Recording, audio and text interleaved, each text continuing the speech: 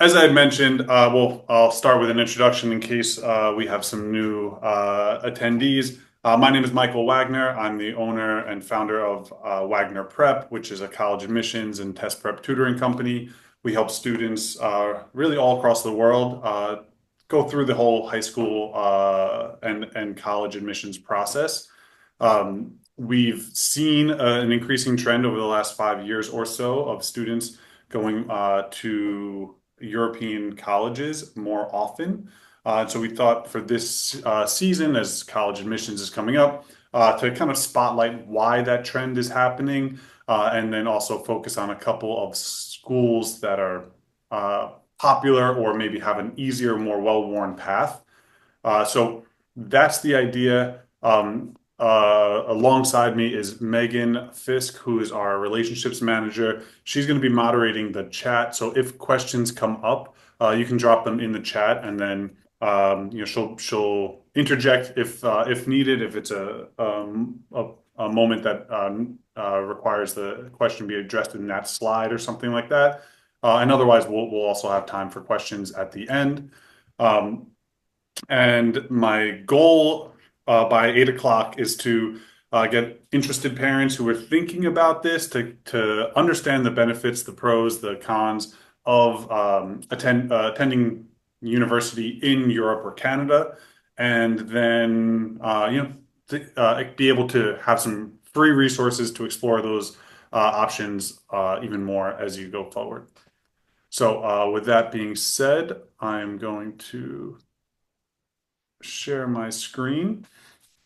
All right. And so the big premise of this the point of this web workshop is for uh, really to highlight the idea that you can save a lot of money by going abroad and studying in Europe.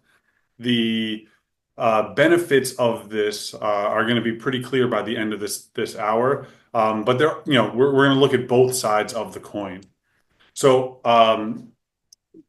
the reason that it has become a more popular trend is just because of the rising cost of college compared to inflation and anything else really beyond, except maybe healthcare is the only thing that is equally out of control in terms of the spiraling costs in the U.S. So on average, and there's a lot of nuance in these numbers, but the average U.S. private college is somewhere around 56,000 per year. U.S. public college is 28,000. And so students often are going to be graduating with debt, or parents are really stretching to kind of cover that.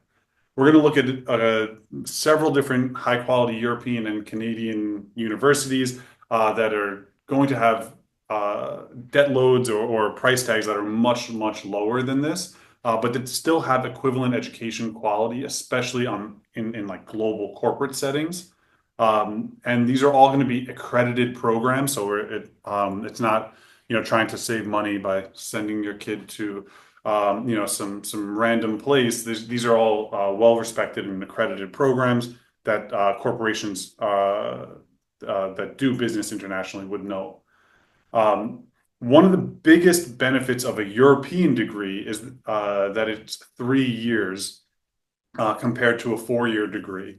There's not so right off the bat, you can understand that you could save money in this way.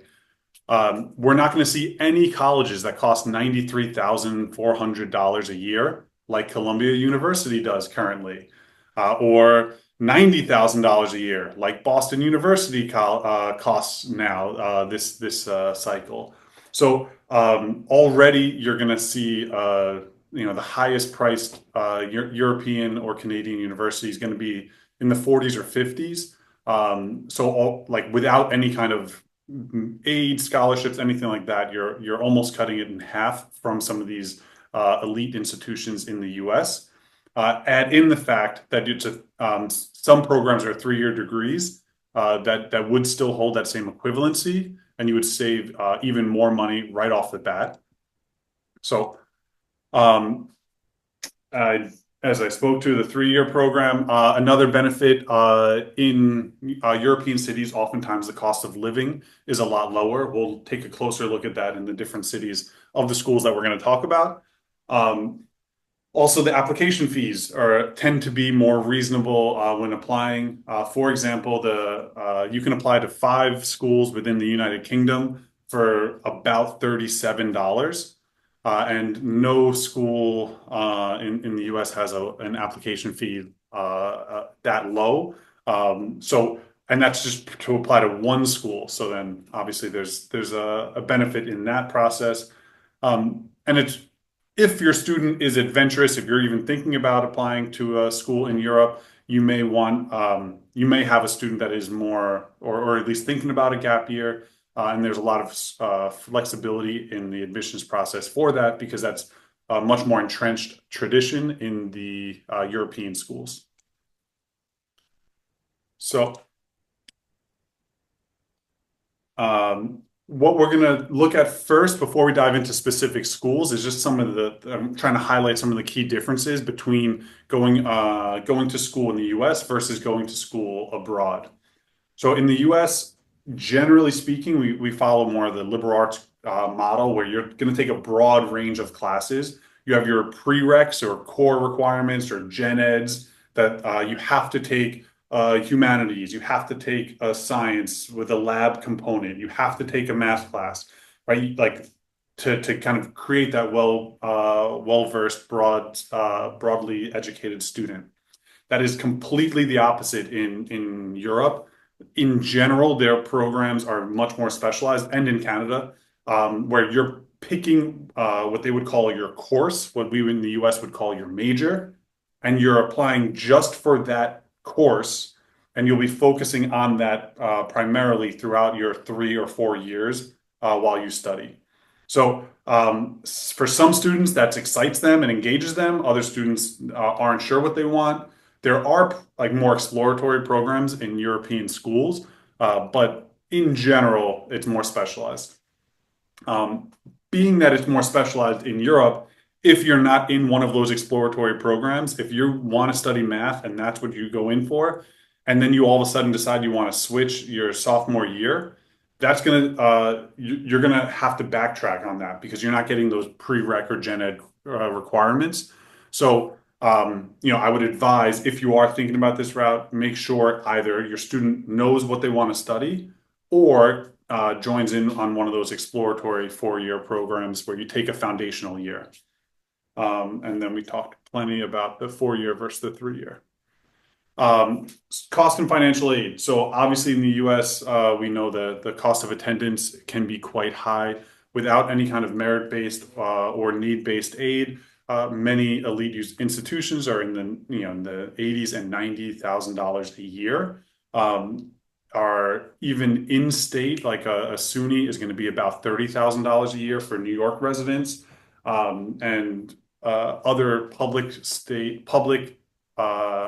universities are going to probably be between 50 and 70 without any kind of need-based aid if you're an out-of-state student. So tuition's higher in the US, but there are options for financial aid and then also loans if you want to go that route. And then living costs are going to be very different, city by city, but room and board tends to be somewhere between $15,000 and $25,000 a year for US colleges. In Europe, the tuition tends to be lower, but it is going to be trickier to get scholarships. So as an international student, in general, the price you see is going to be the price you pay.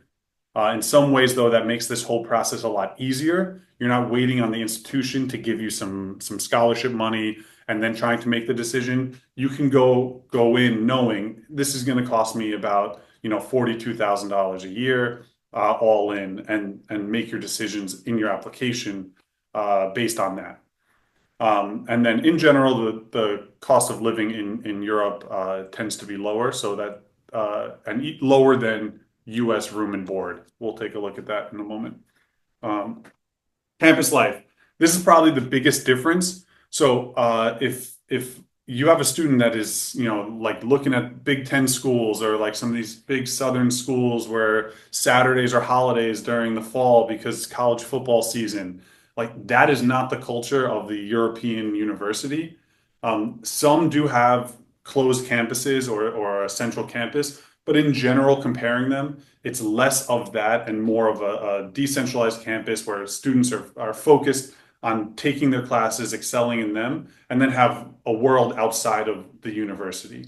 So for some people, this is exciting because then they're not stuck on this campus. They're in an international city. They have access to travel to other countries on the weekend. But other people want that traditional American college experience, and you are not going to find that in most European and Canadian universities. Um, but the benefit of that is, you don't really have to go study abroad when you're in a European university already, and oftentimes train trips, can take you to different countries. So in the U.S., although the student populations are very diverse, and you do get international students coming to all major universities, it's typically one national culture, and depending on the size of the school, or it pulls from a specific region. You could study abroad for a semester or a year at U.S. colleges, even 2-year programs they have in some places. But in general, it's you're going to pay the tuition of the American school. So if you're paying $70,000 a year, it's a bit of a racket. You'll still pay $70,000 a year, even though if you go abroad and study in a European university, which tuition is $7,000 a year, because you're still technically enrolled in that American university. So it's a little bit it's more expensive, and just depending on your major, it can be a little bit more logistically difficult. Obviously, if you are studying in Europe, the access to other countries is right there. But also, you get a lot of benefits as a student with cheaper rail passes, entry into museums and cultural sites, and then also they have something known as the Erasmus Exchange, where you can work in other countries, and there's an agreement within the EU to be able to work within other countries on special projects. Again, building that international collaborative background, which would be the reason to study in abroad. One of the questions, like the kind of the most biggest objection to this is like what would happen after you graduate. So obviously, if you want to live and work in the U.S., going to college in the U.S. is going to give you easy access to on-campus recruiting and alumni networking. Depending on your field, you'll have recruiters coming to the campus itself. In with a European degree, if you want to come back to the U.S. and work, you may have to reach out, use your alumni connections. However, if you're interested in international relations, international business, some global corporations, having that European experience could be useful. And then, of course, we have the Ivy League or Ivy Plus here, but there are comparable schools in Europe in that level that are getting recruited. I'm not really focusing on those so much because that's like a whole other world. I want to kind of open up the possibility of studying in Europe, not make it so exclusive and narrow to the Oxfords and Cambridges of the world. Um, the last thing that is really I want to just make sure I emphasize this. Studying abroad, for 3 or 4 years is a, there has to be an element of like wanting that student growth, not just for saving the money. It's a different experience. You are not coddled in the same way that we have the resources and protections in place on an American campus. You are much more expected to be maturing and living as an adult. Um, and that could be another reason to go and study abroad. I have had somewhat immature students, study abroad, and it has helped them grow up. And so they're not getting those parents aren't getting the late night phone calls that their kids are in trouble. Quite the opposite. They start learning how to do their own laundry and cook and clean for themselves. So there is a much different there's an emphasis on self-reliance on the European university system. All right. So that we spent 15 minutes just kind of talking about the differences in general. Now I'm going to highlight a couple different universities within English speaking countries because that's the most seamless kind of approach. So first, we're going to take a look at two, although there are others, but two international universities in Ireland. So one, first thing to think about, Ireland is, just as close as California for New Yorkers and people on the East Coast. Especially in the Northeast, there's a lot of frequent flights, so it's a bit of a mind shift. It seems like something so far away, but in reality, it's a 5.5, 6 hour flight, just like it would be to LA. There are two really big international drawing colleges in Ireland. Trinity College Dublin, which is more historic, kind of has uh, the pedigree, and then also UCD, was University College Dublin, which is a more modern, larger, more international, actually, university. Both are in Dublin, although UCD is a little bit on the outskirts of Dublin. And so within there, you have a capital city of a major European country that has a lot of global corporations. Companies like Stripe are headquartered in Dublin. Um, Taking a look at this, the it depends on your course, right? Your major, essentially, how exactly expensive these schools are. But it's going to be somewhere in the 20s to 30s, depending. So if you're just kind of thinking about this, if you're paying full price at Boston College or Boston University or Boston College, you could probably get a 3 year degree at Trinity for the roughly the same price, even if you included a couple of the flights here. Of course, you do have to think about this is tuition, not room and board. So there is that to factor in. So it would be a little bit more than the 1 year at Boston College. However, Trinity College and UCD have a lot of different programs that you could look into. They're both top 100 globally ranked universities. They have their different strengths, but both are really strong in business. If you're a U.S. student that maybe doesn't hit the qualifications to get in a 3 year kind of accelerated program, you could take that foundation year and then do it in 4 years, which could also could be an option. As an example in this, to kind of show you, this is just from their Trinity's brochure. These are the courses or the majors that you could actually to take as a international student.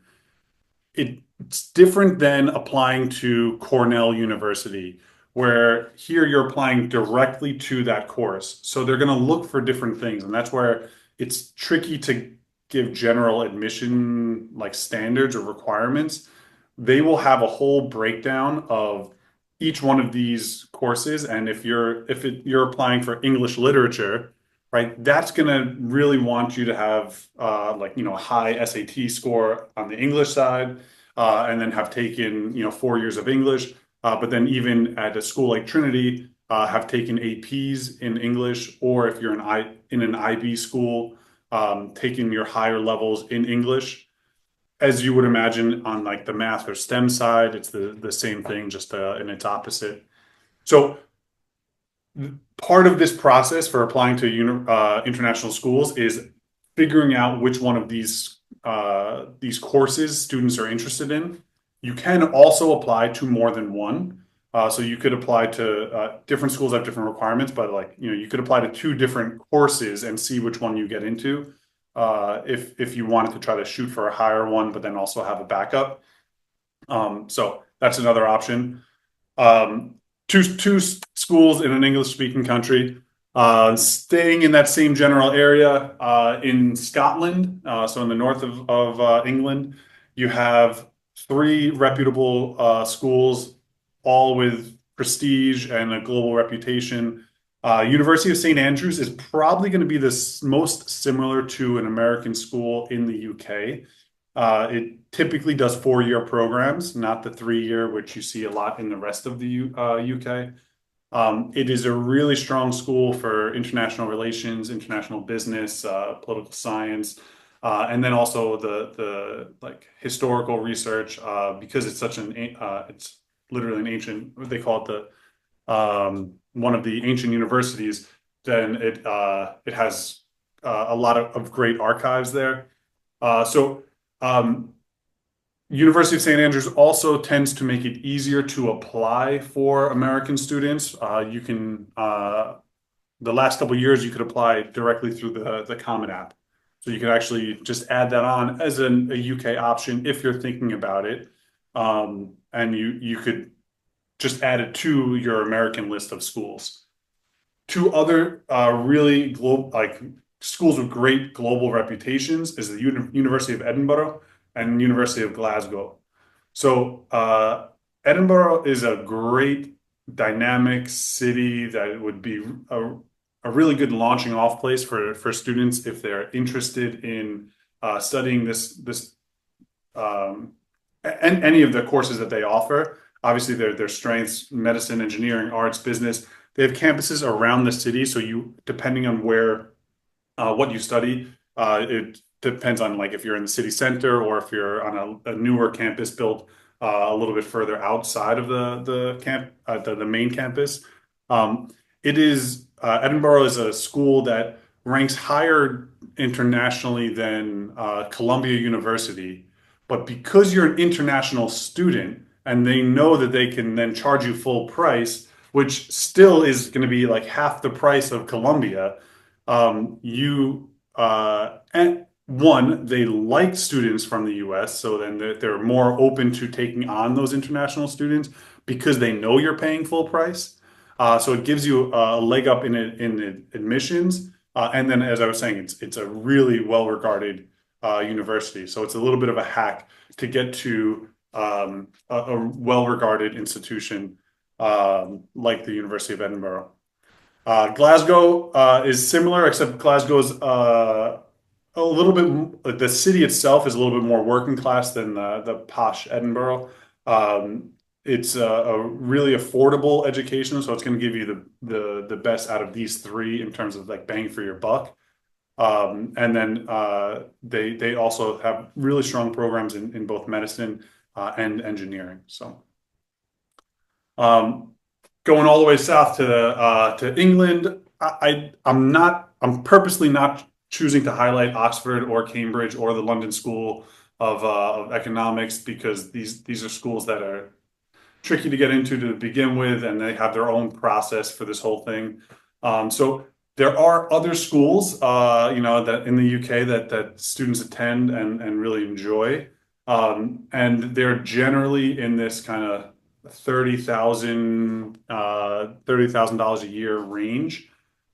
So these would be great options if again, if you're interested, you can apply through the UCAS system to 5 schools or 5 courses, essentially your majors, for the same price, for $37. So if you are interested in the UK schools, that would be both in Scotland and in England.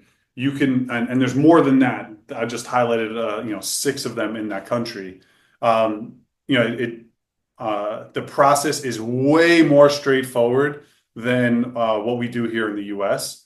It's one personal statement that explains why you want to study the thing that like the course you're applying for.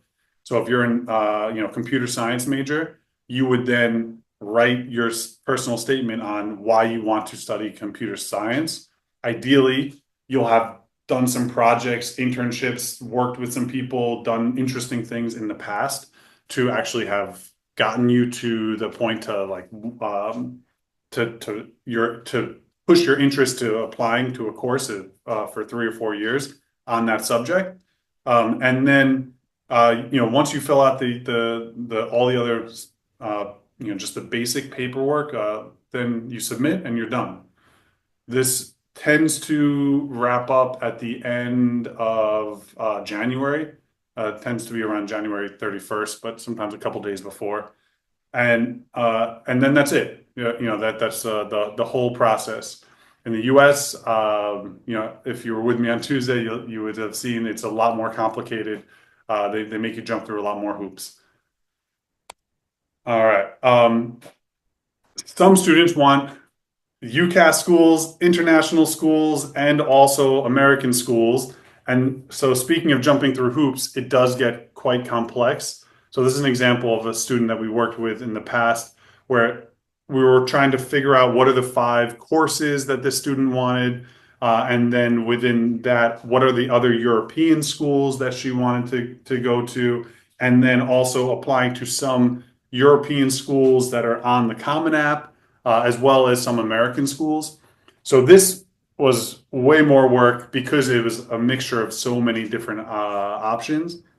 But essentially, you're going to want to keep track of this stuff because while the UCAS is very simple, if you're applying to other European schools in other European countries, then you're going to have separate requirements for each individual university in those countries. So this is something that we help with and like we track and support all the way through.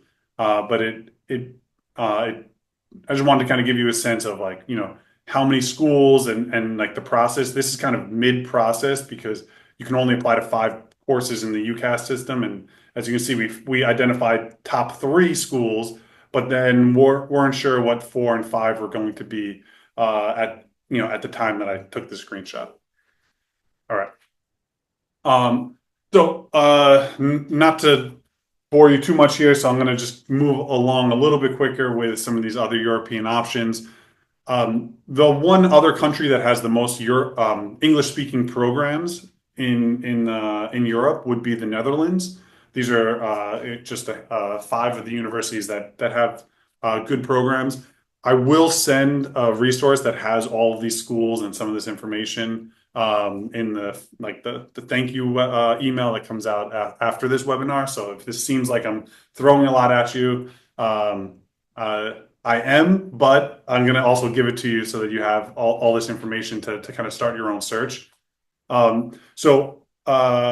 The schools in the Netherlands tend to be a lot cheaper, but it is going to be very much on the student to um, it's not that you're not getting as much. It's this the you might have to not have guaranteed housing for all 4 years. So after your freshman year, you might have to move off campus and figure it out with your flatmates of what to do in that way.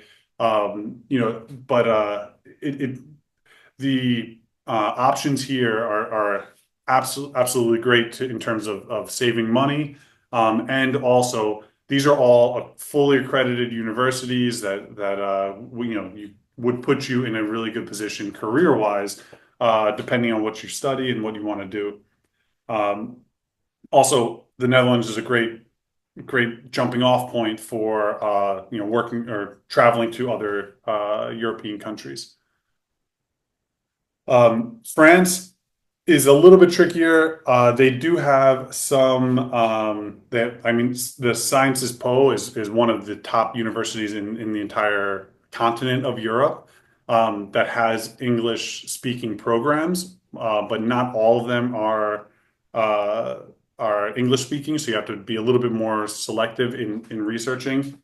If you're looking at French schools in general, they're mostly in French. For some students of ours, that's not a problem, but being that I'm focusing more on English-speaking programs, it's not as robust. However, there is one option. It's American University of Paris.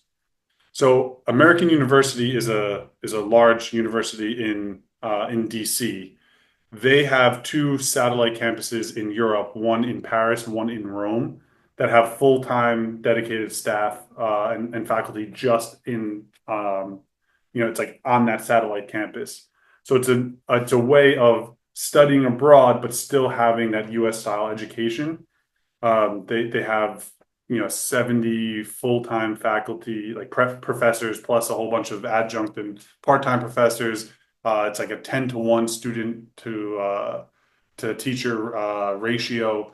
So small classes in the heart of Paris, with dedicated professors, but yet much more streamlined for the North American client. So that could be an option if you have a student that was thinking about that. And because it's not in the US, like, in order to compete, they cannot charge US prices. So the tuition is a lot lower than US based colleges. Another country that you could study in would be in Italy. American University of Rome is similar to the American University of Paris. So moving on, the University of Bologna is actually the oldest university in the world, or at least in Europe. I shouldn't say in the world. There might be one in Japan or China that's older. But it's the oldest, dates back to the 1000s. And it has many English speaking programs. Not every single program is English speaking, but there's a lot there. Um, there's also Bocconi University in Milan. It's really good for business and economics. It's one of the top business schools in the University of, I'm sorry, in the continent of Europe. And then for students who are interested in fashion, Milan obviously is a good place to go and study for fashion. So the Istituto Marignoni is a really good option if you're interested in fashion and design. There are other Italian schools that are also good for fashion and design. This is the preeminent one, so that's why I'm highlighting it. Obviously, if you're interested in that, that would be something we would develop a stronger list just on that.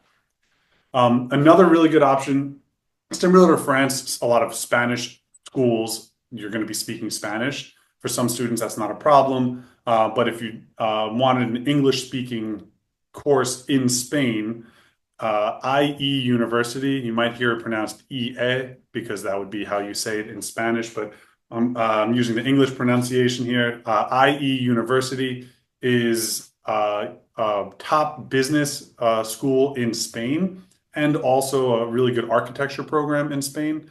And you can apply to the IE University through the Common App. So they make that very easy. There's two campuses in Madrid and in Segovia.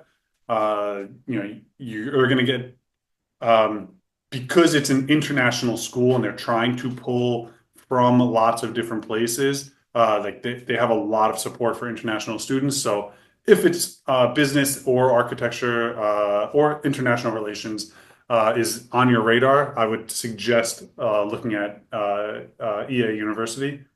And for like the tuition, again, it's going to be just much lower. And the cost of living in Madrid is substantially lower than most places in the US. All right, Megan, A couple how am I questions. doing? Yep. Overall, just in general, we're wondering if European universities have an incentive to accept Americans, kind of like how we do. Yeah, exactly. Yeah, So it's the same structure because they're not giving American universities like international students because they pay full price usually. And the same is holds true for European universities and American students.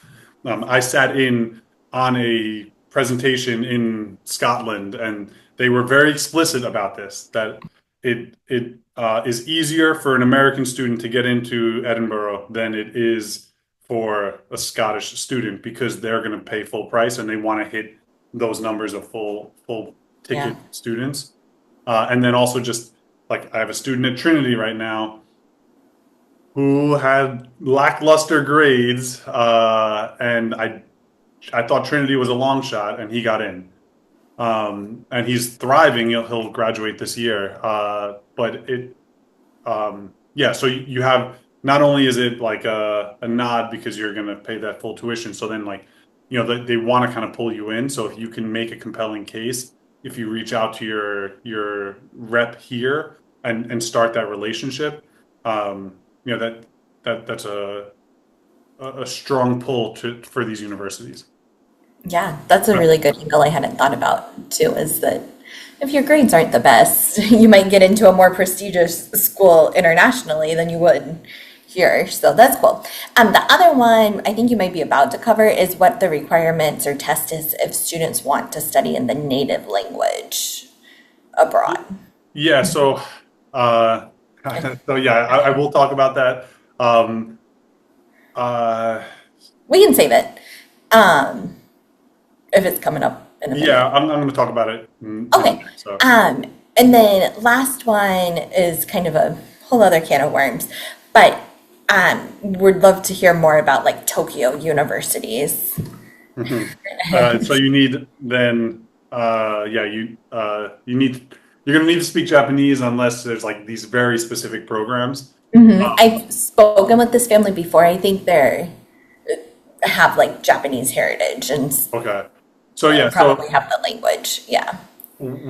without going too deep in a rabbit hole with everyone here listening, first suggestion I would make is look into the PEAK program, Tokyo University, where that's an English speaking international English speaking program, that if you wanted to study in Tokyo but only spoke English, that would be the route to go.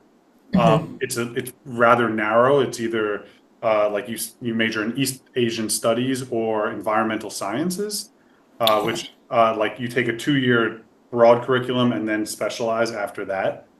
Um, there are other ones, but it's very niche and depending on what you want to study. They do more of like exchanges and things of that nature. And a lot of American universities have connections with universities in Japan that you could do a year abroad, that kind of stuff. But there's not a ton of English speaking programs in Japan.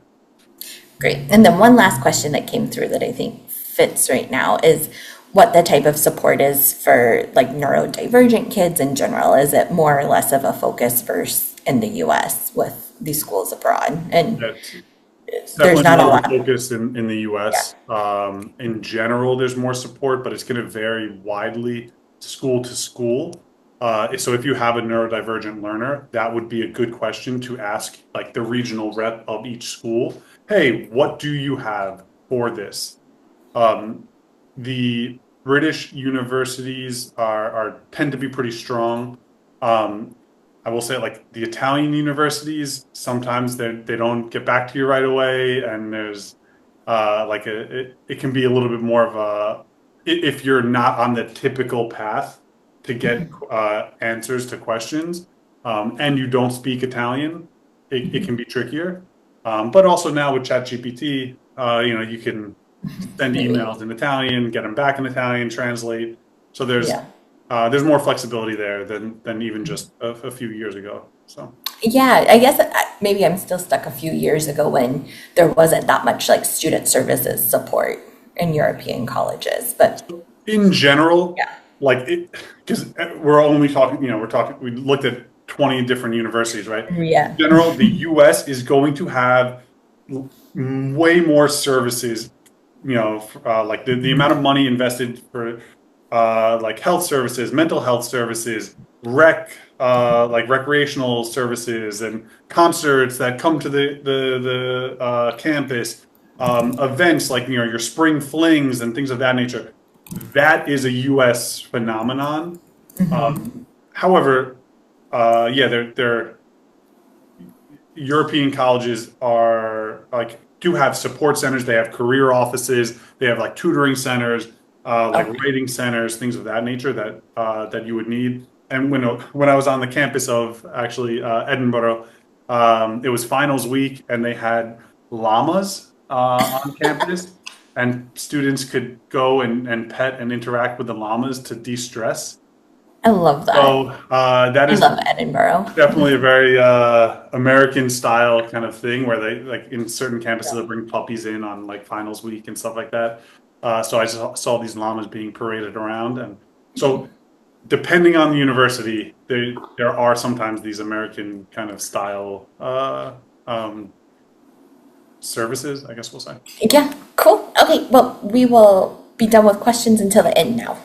All right. So, um, as I was saying, the general requirements, this is going to be like very vague because each individual's course has its own requirement. The best thing if you're interested in applying to a European university or a Canadian university, we didn't get to, but is to think about what some of the courses you might want to study are, and then use that as your filter to look at like what are the requirements? Do I meet these requirements? In general, you're going to want an SAT score of at least a 1200. The higher the better for the more dominant or more competitive programs. Um, Most schools accept the ACT, although some programs and it can be a little bit funky. The SAT is a little bit more widely accepted.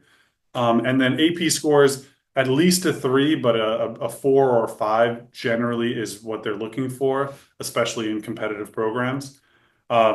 Some like as long as you have a high school transcript from the US, you won't need to take like the TOEFL exam or any kind of English proficiency exam. So in general, that's not a problem for American students.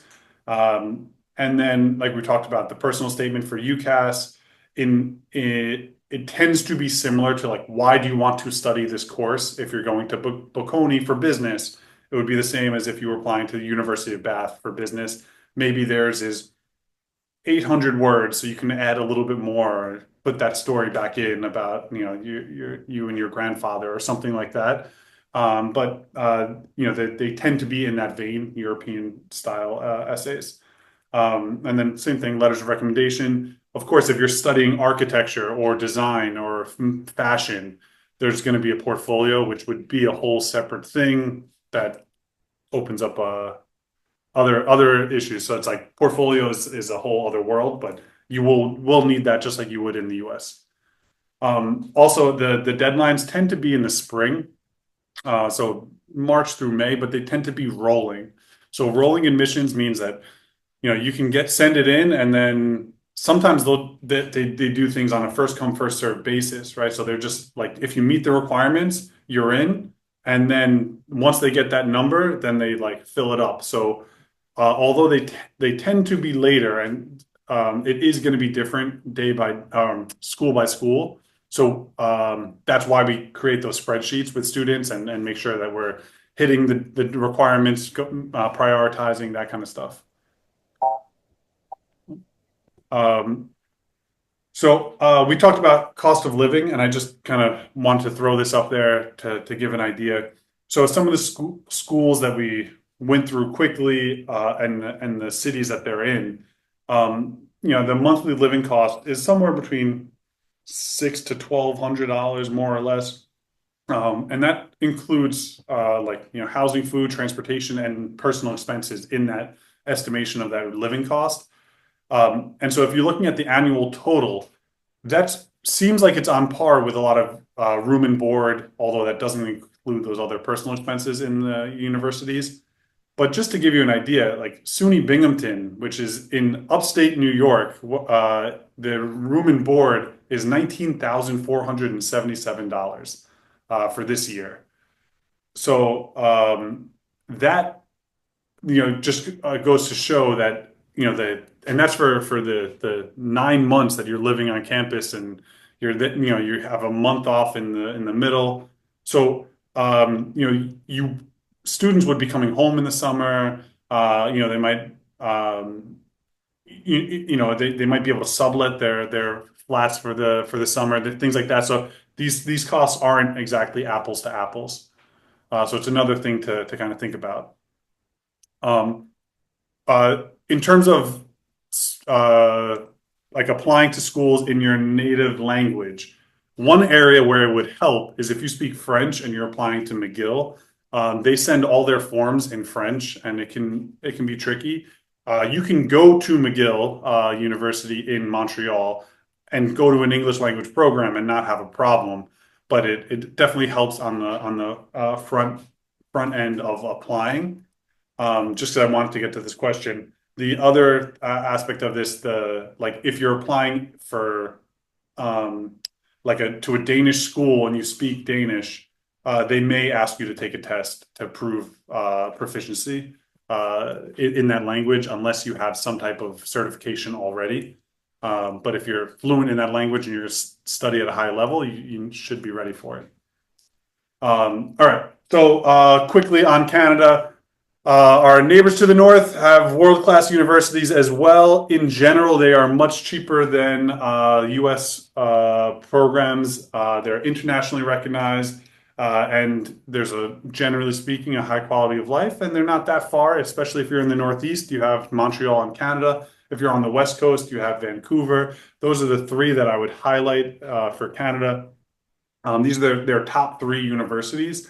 McGill in Montreal is a very popular one for students who are maybe thinking about going to med school, or for, again, anything international. For business as well, they have strong programs. University of Toronto is the premier school in Canada. It is very difficult. It's rigorous. It's competitive, but that is known throughout the hiring industry. So students with a computer science or engineering degree from the University of Toronto can are on par with students from great schools in the U.S. And of course, the price is much less in Toronto than it is for a U.S. Institution. And then University of British Columbia is the wild card if you're here in the Northeast, but it is another great option. It's a very large school. All these schools have populations in the tens of thousands, somewhere between 30 and 50,000, depending on the school. So that's another thing to think about if you are going the Canadian school route. It's less hand-holding, more like on the student to be their own advocate. But these are three great options if you're thinking about European Canadian schools. So I'm going to try to address some common concerns. I kind of mentioned this already, like the idea of international accreditation, like degree equivalencies. Any major company that you're applying to would know these schools that I'm mentioning on these slides. If you're applying to a small company, a startup or something like that, the career services in these European and Canadian schools can also help students kind of draft this, but you can create cover letters that address any kind of equivalency issues. But because they are accredited, you're not the first student, right, that's gone to a European or Canadian university and got an American job. So this is a well-worn path. Um, and then also for graduate school, this is these schools are accepted if you're on that path to wanting to be a lawyer here, a doctor here, to that next level of education, which um, you know also could be a way of saving money if you're going to go to graduate school in the US. Doing a 3 or 4 year program in Europe or Canada, where it's cheaper, is a path towards affordability. The one thing, obviously, professional licensing, you have to be careful of. Like social work, you can't get a social work degree in the UK and make it applicable in the US. Same thing with like a teaching degree, although that would be a master's degree in the US anyway. So, professional licensing would vary. However, I do have students that are getting medical degrees in Europe that are then just taking their licensing degrees in the US, and that stuff transfers, but they obviously researched that and made sure ahead of time. We talked about student support. So in general, most universities have like international student offices. They'll have a cohort of English speaking support staff to help, and then also like alumni networks. If you're, we just talked about University of British Columbia is 40,000 students. So there's going to be international students there that you can connect with. There's going to be groups online and like even before you set foot on campus, you'll be able to connect. And then all these schools also have regional reps that you can email directly, call, and then potentially even meet in your city. Um, Obviously parents' safety is an important part of this. But the schools that we're recommending are generally in safe areas, just like the in the U.S. Um, there's a lot of cultural similarities between here, but enough that it would make for a really interesting and exciting part of their life. And then obviously easy travel within Europe, we've talked about. The one thing that you want to be careful of is like transferring. It does credits will transfer, but it's going to depend, and it becomes a little bit of a headache. You can transfer from a university of like say the University of Bath back to the U.S. There's just so much of like it depends in here that the GPA, like how, the score that you have in the classes is going to matter if it transfers. And then if you're, because it's super specialized, if you go 2 years in a UK university and decide you want to leave after two, that will create a little bit more problems because you'll have to get your general education requirements and your major classes may not all transfer. So it's going to be a little bit more like case by case. Um, but it's been done. People have done it before. The so it is possible. It's just, of course, it's going to be a little bit more of a pain in the neck, and you might lose some credits. But even in the U.S., transferring schools, sometimes you lose credits because schools can be stingy about that.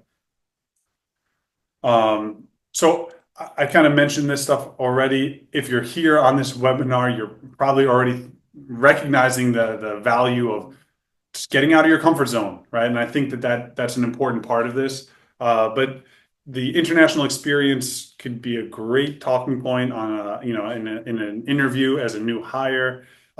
There's an opportunity to learn another language or perfect a language or become fluent in a language that maybe you learned in high school. And then to me, I think the biggest thing is the independence that comes with going to school abroad. It's a big step up, but yet financially, it can be a really smart decision. And then for their own growth and maturity, it would be a slam dunk. So. And then if they're thinking about school beyond school, European and Canadian schools, all that connects to higher ed. So it's not going to be a problem. It's not going to be something that holds them back in that way. Uh, the one thing I would highlight here, like this last idea of saving money on undergrad to help fund like future grad school. If you're go to school in the Netherlands and you end up saving $100,000 because you want to go to law school after that, that's a uh, that could really set you up in a much better position than spending all your savings on undergrad and then having to take out loans for graduate school. All right, so there's kind of three phases in this. For if you're thinking about this, I would identify 5 to 7 target universities. Although if you're thinking UCAS, you could kind of have 5 UCAS schools and then a handful of other European universities, and then check that program or course requirements for that what we would call in the U.S. a major, and then kind of put it all together. Think about like do some Google flight searching. How much would a flight be back and forth? What does that look like? And the schools are going to have a whole website and pages dedicated to international students to help you figure this out. The application phase, I would start as early as you can once you've identified those schools because um, different schools have different windows because they're in different countries. As I said, the UCAS is pretty straightforward, but then if you are applying to also a school in the Netherlands and also to Italy and also the Common App and the US schools at the same time, It can be a lot. So, start it early if you can. And then obviously, if you can do campus visits, that's fantastic, or connect with your regional rep. And they also do webinars, so you can sit in on like American students going to University of Bath, throughout the year.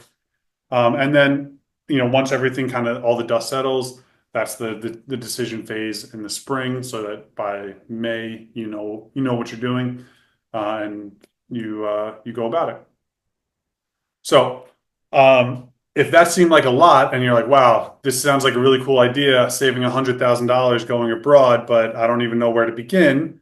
You can invest a little bit working with one of our specialists at Wagner Prep. We do college admissions planning, whether here in the U.S. or abroad, or a hybrid of both. And it's on an as needed basis. So we work with you as much as you need. And it's dynamic where each student is going to get what they want and what they need, and that's it. Um, I would be remiss if we also do SAT prep, AP, IB, subject tutoring. So if that's also something you want, I know it's not what we covered in the webinar, but we do that as well. We have a great staff that works with students across the world.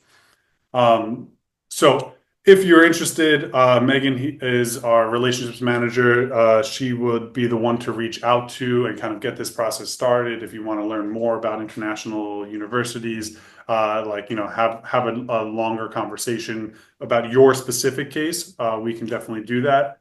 And so we will send this information out, tomorrow morning with the follow-up to this webinar.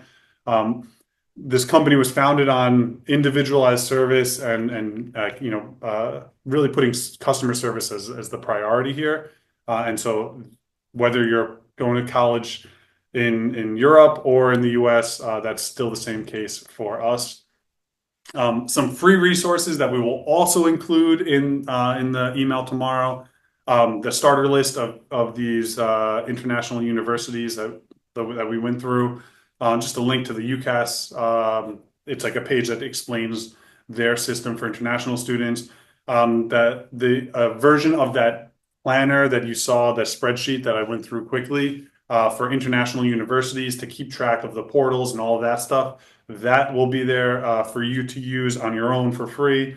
The college search guide is mainly about US universities. However, it has a really good section on determining return on interest, like ROI, of a college degree.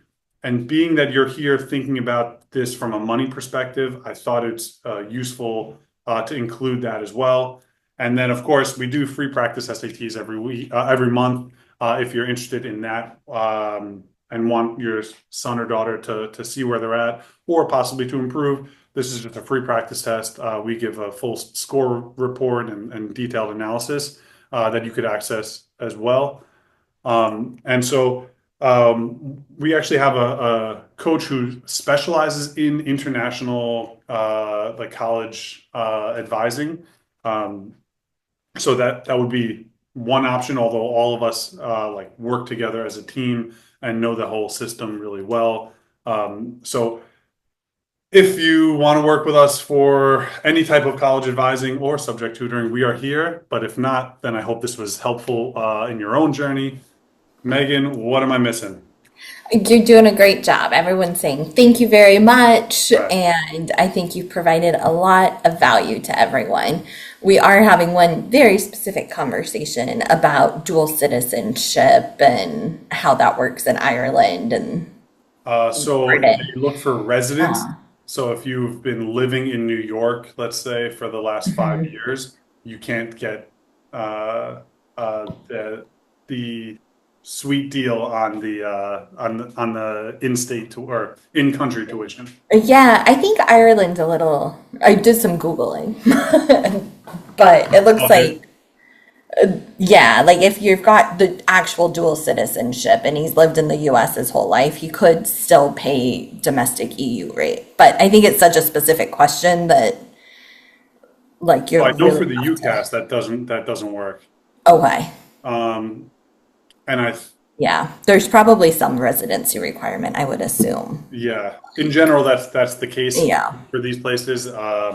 But these I are think all Ireland's doing a big push to get people back though. So, it could be, and so these whichever schools you identify, I would say talk to the regional rep for like the yeah. most specific and to open up that line of communication.